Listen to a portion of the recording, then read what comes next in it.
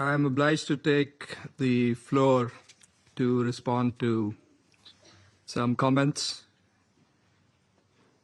The representative of Israel perhaps did not listen attentively to all council members and other speakers in today's debate. And in our view, it is unacceptable, indeed ludicrous, for an aggressor, an occupier, a serial violator of UN Charter and international law, that is Israel, to abuse this chamber and disrespect the sanctity of this council. And this is not the first time. And by pointing fingers on others,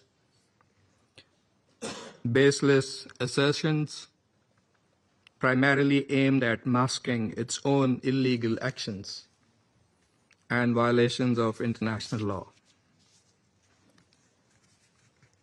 President, but that's not at all surprising. It is an occupier that does not listen to anyone, that does not pay heed to any advice, even from its friends, if there are any left, that refutes, and not just refutes, it threatens members of the international community, international media, international human rights and humanitarian organizations,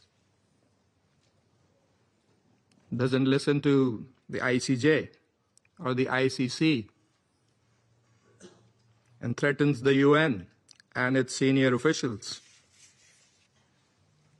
And it does that with impunity, shielded by its apologists who time and again acquiesce in its illegal actions and defiance of the international community.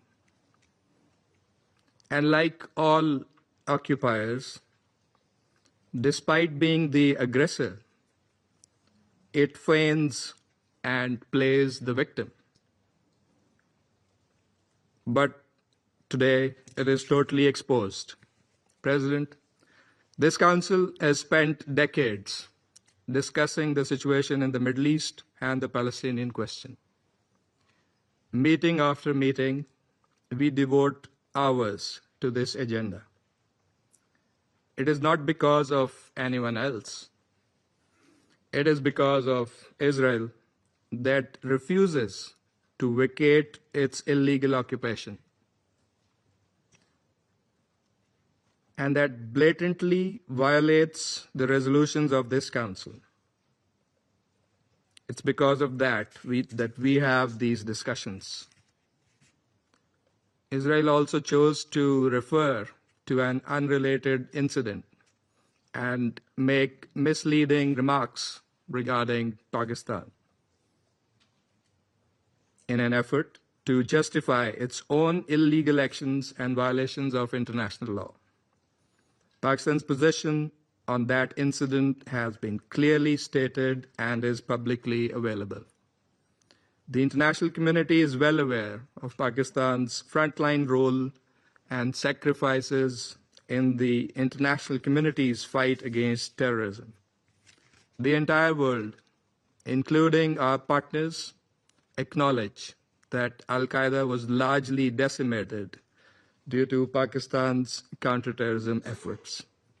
And we remain committed in this global, collective endeavor. We cannot accept insinuations from an irresponsible rogue state that is, in fact, the perpetrator of worst kind of state terrorism that we are witnessing in Gaza and, in fact, in the occupied Palestinian territories for decades. And we reject any false analogy, as has also been done by Qatar. For whatever way it interprets the statements in this council, the occupying power must go back and read carefully the statement issued by the Security Council today.